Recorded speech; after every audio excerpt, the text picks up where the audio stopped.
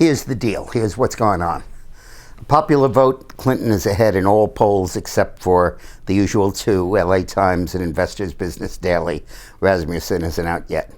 But the state by state is a different story. Now here you got to use a combination of polling, turnout of early voters, and comparison between this year's turnout and last year's turnout of early voters. And when we say turnout, we have no idea how these folks are voting, but we compare Democrats versus Republicans who have voted. And independents usually go about 4-3 or 3-2 for Trump. So we have to look through that data. Start off with the 206 that Romney won. We're leading in all of them. North Carolina, a little more tenuously than one would like, but we lost the early voting by less than Romney did, and Romney still carried the state. So it's looking all right for us. Then you have two pretty good states, Ohio, where we've been ahead for a long time, and Iowa, we've been ahead for quite a while, and that brings it up to 230 electoral votes. You need 270. Then we come to Florida.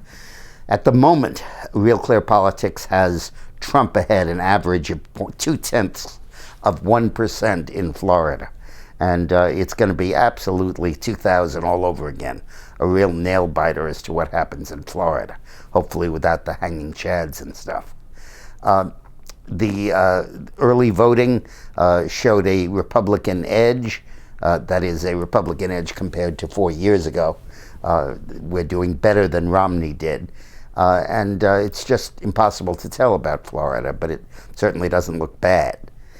Now, once you put in Florida, you're at 259 electoral votes. And to get the other 11, you've got New Hampshire, where we've been ahead. Now we're slightly behind, and it's 4 electoral votes.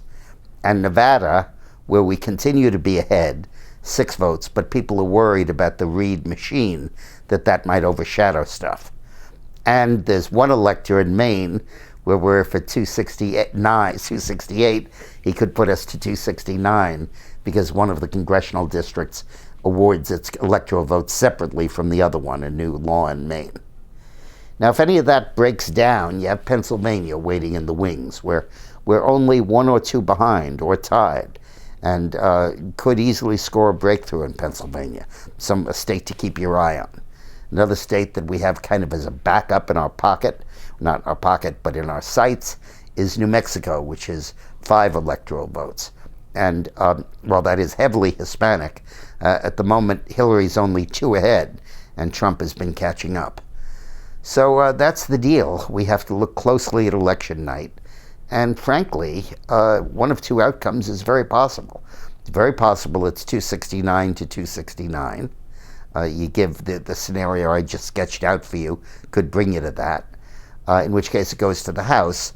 And in the House, we have 33 state delegations controlled by the Republicans, and each state has 1 vote, so Trump would win. The other possibility is we're in one of these Florida situations again, where we're hanging on by the skin of our teeth, waiting for every Chad to be counted and every ballot to be counted. So that's it. We'll be in touch tonight. Check your email, because I'll be a special alerting throughout the evening, and also on my Facebook page, Dick Morris. Dick Morris is my Facebook name and my real name. Thanks a lot. We'll see you later tonight.